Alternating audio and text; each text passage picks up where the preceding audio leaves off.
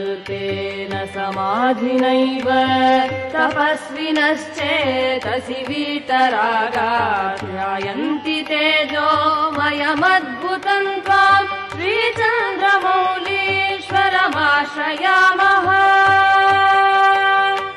यन्निर्विकल्पेन समाधिनैव तपस्विनश्चेतसि वीतरागात् ध्यायन्ति तेजोमयमद्भुतम् त्वाम् श्रीचन्द्रमौलीश्वरमाश्रयामः। श्रीचन्द्रमौलीश्वरमाश्रयामः।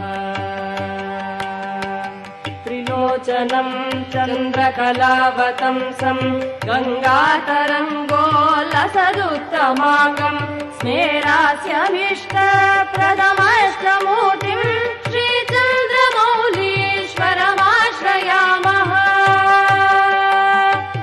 त्रिलोचनम् चन्द्रकलावतंसम् गङ्गातरङ्गोल्लसदुत्तमाङ्गम् स्मेरास्यभीष्टप्रदमष्टमूर्तिम् श्रीचन्द्रमौलीश्वरमाश्रयामः। श्रीचन्द्रमौलीश्वरमाश्रयामः। श्रीचन्द्रमौलीश्वरमाश्रयामः।